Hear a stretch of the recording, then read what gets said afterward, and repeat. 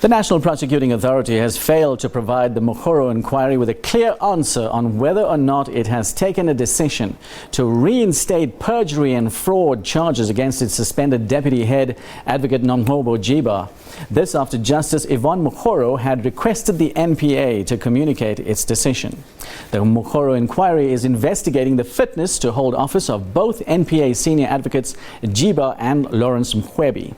Joining us live from Pretoria is our reporter Sipho Stuurman. Good evening, Sipho. Thank you for joining us.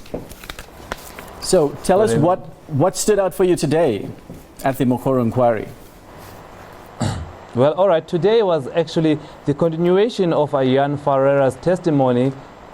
And Jan Ferreira spoke largely on the Richard Mrwebi matter, the crime intelligence head, former crime intelligence head, and that the case of corruption and fraud against him should not have been dropped, as there was enough evidence, and that NPA dropping that case was actually letting dropping the ball, as he believes that they had enough evidence linking Mrwebi to a number of corrupt activities in terms of abusing the slush fund of the crime intelligence police services. So he says that the decision to drop those charges by Advocate Mrwebi was an unauthorized decision, and that it had failed in law, and that he had not considered the facts that were before him in terms of the evidence that he felt that they had. He felt that, this is Jan Ferreira, he felt that they had enough evidence, strong enough evidence, that could have gone to court and then let the court decide if the charges against Mrwebi stick or not for Mrwebi himself to come and decide that no, these charges are not, this case is not strong enough,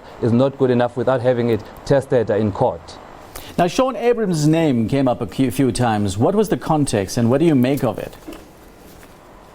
Well, Shaun Abrahams' names came up a number of times, particularly when it comes to the dropping of those perjury and fraud charges against the NPA deputy head, that is Nomngcobo Jiba. Remember, Nomngcobo Jiba faced perjury and fraud charges relating to her handling of what we call the KZN Hawks case, that is the charging of former KZN Hawks boss Johan Boysen. So her handling of that case was highly criticized by the Durban High Court, and so then as a result of that she faced criminal prosecution for how she handled that case, and that criminal prosecution was perjury and fraud charges. However, those charges were dropped by that is Shaun Abrahams, the former head of the NPA. This is despite Jan Ferreira giving a legal opinion that they had enough of a strong case against Nomngcobo Jiba on these charges of perjury and fraud, but then that legal opinion was ignored by Shaun Abrahams, and then in 2015 those charges were dropped.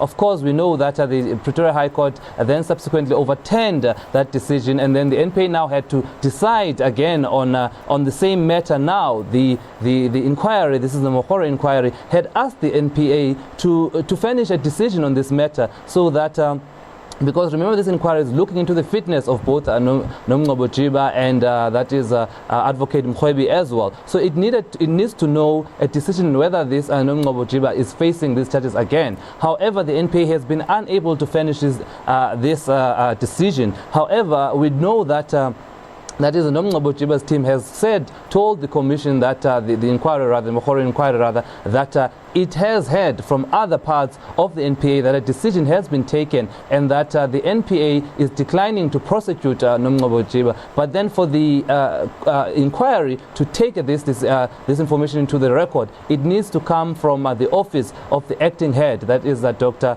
Aseles Ramaite. But so far he has not communicated with the inquiry, and that has frustrated a lot of the team and the justice herself, that is Justice Mokgoro, because there has been no communication from the NPA. And I think I've mentioned this, that it really just doesn't paint a good picture about the NPA, that you have this inquiry into fitness to two of their senior officials, yet it cannot cooperate with the ruling of this inquiry, which has asked the NPA to finish this decision, but the NPA has failed to do so. Why it has failed, we don't know, but we are still waiting for the NPA to clarify whether Jiba is going to be facing perjury and fraud charges once more.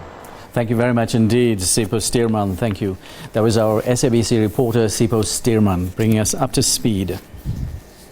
Well, IPID head Robert McBride is remaining mum on his next course of